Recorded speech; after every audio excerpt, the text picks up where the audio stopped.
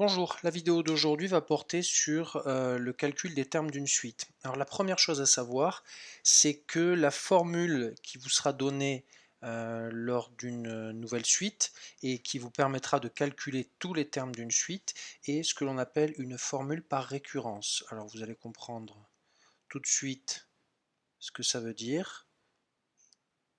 Eh bien en fait, je vais vous donner un exemple. Je vais prendre une suite très très simple. UN tel que UN plus 1 est égal à UN multiplié par 3.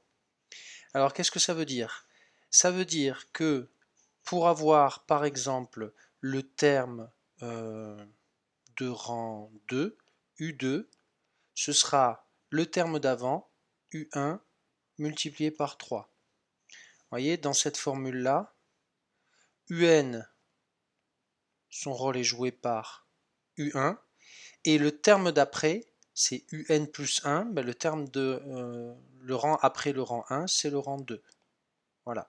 Ce qu'il faut que vous compreniez, c'est que dans la façon dont on range les termes, nous avons le rang 1, le rang 2, évidemment le rang 3, et puis après, ben, on va arriver à un rang que l'on ne nomme pas, par exemple. Ben, le rang d'après, c'est le rang N plus 1. Tout simplement parce que les rangs sont des positions et les positions sont toujours données par des nombres entiers. Donc le rang après le rang n, c'est le rang n plus 1. Donc ici, le rang après 1, c'est le rang 2. D'accord? De la même façon, U3 se calculera en faisant U2, le rang d'avant, multiplié par 3. Pourquoi par 3? Bah, tout simplement parce que c'est ce qui a été défini dans la formule de départ. Donc cette formule de récurrence nous dit que pour calculer un terme, il faut connaître le terme d'avant. Et ça va nous poser un problème dans ce que je vous ai donné, il manque une information. Parce que là, pour calculer U2, je dois connaître U1. Et U1, je ne vous l'ai pas donné. Donc là, à chaque fois, en fait, dans une formule par récurrence, on vous dira UN plus 1 est égal à UN multiplié par 3 et on vous dira U1 est égal à, par exemple, à 2. Je prends un exemple extrêmement simple. Et là, on pourra faire notre travail. Donc U2, ce sera U1 que multiplie 3, c'est-à-dire, je remplace maintenant 2 fois 3, ce qui me donne 6.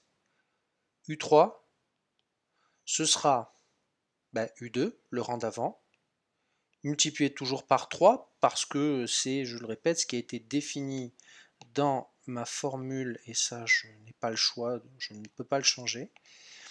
Et donc, je remplace U2 par sa valeur qui est ici, donc 6 fois 3, 18, etc., etc., etc.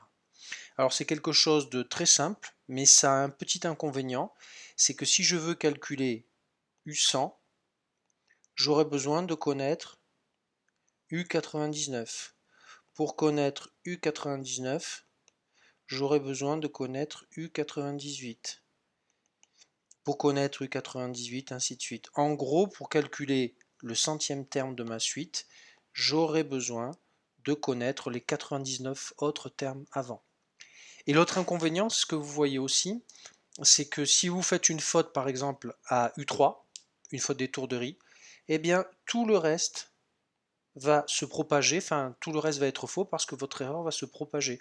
Vous allez calculer U4 à partir d'une valeur de U3 qui sera fausse. Vous allez calculer U5 à partir d'une valeur de U4 qui sera fausse, etc., etc., etc. Voilà, sinon c'est relativement simple. Je vous donne un dernier exemple avant de clore cette vidéo. On peut prendre par exemple, je ne sais pas, une suite, alors Vn, puisque j'ai déjà une suite Un, j'ai oublié donc, c'est Vn plus 1 qui est égal à Vn multiplié par 3 moins 2. Et on va dire que V1, le premier terme de ma suite, sera égal à 4. Ce qui veut dire donc que V2, ça va être V1, le terme d'avant, multiplié par 3 moins 2, c'est-à-dire 4 fois 3. Pourquoi 4? Parce que je remplace la valeur de V1 ici, dans la formule. Moins 2, pardon, 4 fois 3, 12, moins 2, 10. V3, je vous montre juste pour V3, hein, ce qui est égal donc à, si j'écris correctement, V2 multiplié par 3 moins 2. Alors, je répète, pourquoi ces valeurs 3 et 2? C'est parce que ce sont les valeurs qui ont été données dans la formule ici. Et ça, vous n'y touchez pas. Vous respectez ce qu'on vous donne comme formule. Donc, ça nous donne V2, j'avais calculé sa valeur, c'était 10. Donc 10 fois 3 moins 2, ce qui fait 28, et etc., etc., etc.